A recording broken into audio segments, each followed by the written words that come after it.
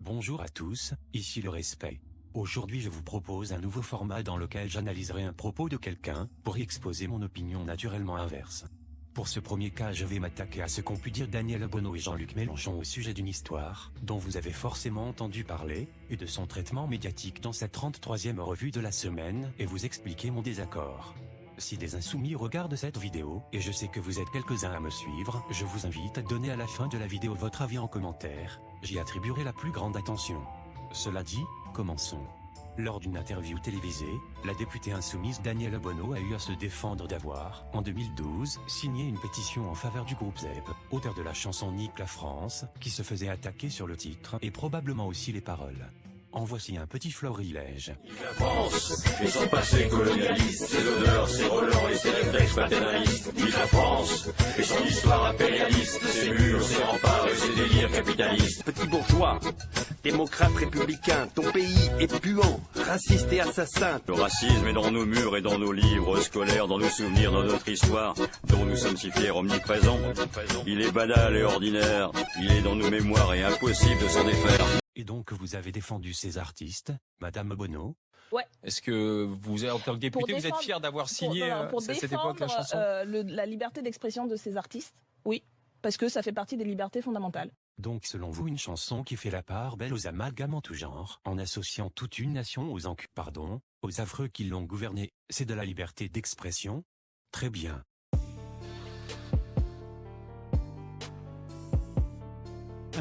Le respect prend le maïc. Représente l'abstrait. Let's go.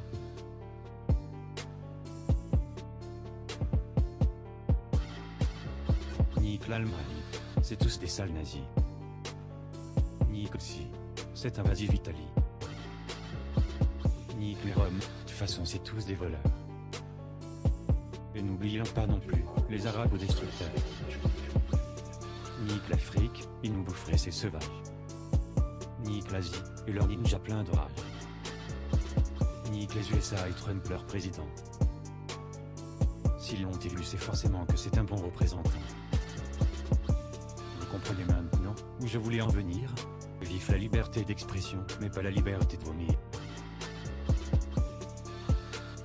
Si tu veux dire nique la France, dis-le mais n'aimez pas d'objection, quand je dirai nique ta mère, dans ma prochaine chanson. Oh là là, vous vous rendez compte, c'est insultant? Partons tous en croisade sur Twitter avec le hashtag Nique le respect. Après je ne donnerai pas entièrement tort à Obono. Il faut admettre que cette petite histoire, aussi conne soit-elle, datait de 5 ans et n'avait plus aucune importance, en plus de n'avoir pas de rapport avec les sujets précédemment traités dans l'interview. Interview rendue extrêmement désagréable par l'extrême mauvaise foi des journalistes sur place. Ok, la liberté d'expression, d'accord, ok, Charlie, Oui, non mais d'accord. personne, non mais, Mais oui, non, mais nique la voilà. France, excusez-moi, je vois pas Oui, comment mais on peut c'est- soutenir la liberté d'expression. Ça m'énerve les personnes qui tentent de justifier tout et n'importe quoi par la liberté d'expression. À chaque fois c'est toujours le même exemple qui ressort, les couvertures de Charlie Hebdo qui ont entraîné les tristes événements de janvier 2015. Mais sur aucune de ces images je ne vois d'insultes style nique l'islam, nique les arabes. Non, aucun amalgame et même une dénonciation de ces amalgames. Alors emballez votre liberté d'être con et allez plutôt apprendre à bien écrire vos chansons. Mais ne vous méprenez pas, je ne juge pas Obono entièrement sur cette affaire, elle est tout à fait capable de dire des trucs intelligents quand elle le souhaite.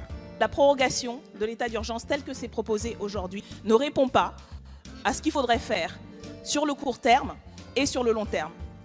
Monsieur le Premier ministre, dans cette assemblée il y a quelques jours, a parlé beaucoup de faire preuve de courage. Je ne crois pas, et je ne suis pas convaincue, parce qu'il attribuait comme acte de courage dans les projets qui sont aujourd'hui annoncés par le gouvernement. Mais je crois par contre, effectivement, qu'en tant que député, nous devons faire preuve de courage. Et aujourd'hui, refuser la prorogation de l'état d'urgence, c'est prendre acte, effectivement, que ce qui a été fait au cours des derniers mois a déséquilibré l'équilibre des pouvoirs, a entamé la liberté publique, les droits démocratiques. Et il faut le dire et il faut l'expliquer en donnant effectivement les moyens, ensuite, légaux, encadrés, avec une mise à plat des systèmes mis en place et avec d'autres politiques de sécurité rationnelles. Il faut avoir ce courage-là pour l'expliquer à nos concitoyens et en fait mettre en œuvre une autre politique. Bien. Maintenant, passons à Mélenchon. Dans la RDM numéro 33 il a parlé de ce sujet. D'abord en l'associant à l'acharnement médiatique envers la France insoumise. Cet acharnement existe, il ne faut pas se voiler la face, puis à du racisme. C'est la hargne, regardez bien, le machisme d'abord. À qui j'ose faire ça, hein? Est-ce qu'ils me le font à moi? Non, avec moi ils prennent d'autres. Ah, que c'est une femme. En plus c'est une femme noire, d'accord? On sent leur racisme là-dedans. Oui, il a associé cette histoire à du racisme et à du machisme, aussi. Il y a que moi qui trouve cela complètement con. Danielle Obono a été épinglée là-dessus parce qu'elle était concernée, pas parce qu'elle est une femme noire. C'est limite du racisme de reporter les reproches qu'on lui fait à sa couleur de peau. Est-ce qu'ils me le font à moi? Non. Non. Évidemment qu'ils ne le feront pas à vous, puisque vous n'avez pas défendu les auteurs d'une chanson amalgamique. Oui, j'invente des mots, je suis énervé. Ensuite, voici ce qui s'est passé dans l'interview. Avec votre parcours d'être devenu député, vous dites vive la France?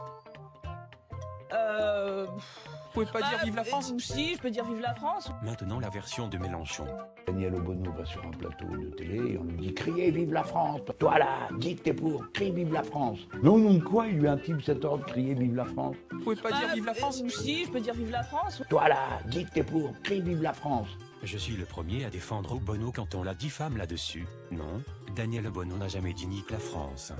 Seulement les journalistes n'ont pas dit non plus. Toi là, dis que t'es pour, crie vive la France. Tu sais Jean-Luc, on ne combat pas la diffamation par la diffamation. Si Danielle Obono avait été un homme blanc, il en aurait été de même sur le plateau. Par contre, je dois le reconnaître, il y a eu beaucoup d'insultes racistes envers elle après la diffusion de l'interview, et ce n'est pas son nom de famille qui a aidé. Seulement c'est ce genre de réaction qu'il faut combattre et pointer du doigt, pas une bête question sans offense sur un plateau télé. Tu as fait à ce sujet exactement ce que tu reproches aux médias de vous faire. Chaque fois que j'ouvre la bouche, poum, il me tombe dessus, ça fait une histoire. Bon. Mais là maintenant, ils se sont dit, chouette, on en a 17 sous la main qu'on va pouvoir brocarder comme ça. Et ça a donné lieu à des scènes absolument incroyables. C'est la hargne, regardez bien, le machisme d'abord. À qui j'ose faire ça, hein? Est-ce qu'ils me le font à moi? Non, avec moi ils prennent d'autres. Ah, que c'est une femme. En plus c'est une femme noire. D'accord? Avec votre parcours d'être devenu député, vous dites vive la France? Si c'est un espoir, l'école républicaine, la République vous a permis d'être arrivé où vous êtes là. On sent leur racisme là-dedans. Chaque fois que j'ouvre la bouche, poum, il me tombe dessus, ça fait une histoire. Hypocrite, hypocrite, au nom de la République française, nous ne sommes pas dupes. C'est la hargne, regardez bien, le machisme d'abord. Des hypocrites, au nom de la République française. Toi là, dis que t'es pour, crie vive la France. Ce sont des tartuffes. Maintenant j'aimerais plus que jamais, comme c'est un sujet sérieux, en débattre avec vous en commentaire. Si des insoumis regardent cette vidéo, j'insiste mais je tiens absolument à avoir votre avis, et si vous n'en êtes pas aussi. Sur cette histoire, le brillant orateur que je voyais en Jean-Luc Mélenchon a laissé sa place à un stupide SJW comme on les appelle, et je ne demande qu'à être remis en question, si vous êtes d'accord avec lui à ce sujet. Il est plus que jamais important de partager cette vidéo pour étendre les débats, et ceux qui veulent peuvent s'abonner à cette chaîne ou au compte Twitter correspondant. Au revoir. Au calme, au calme.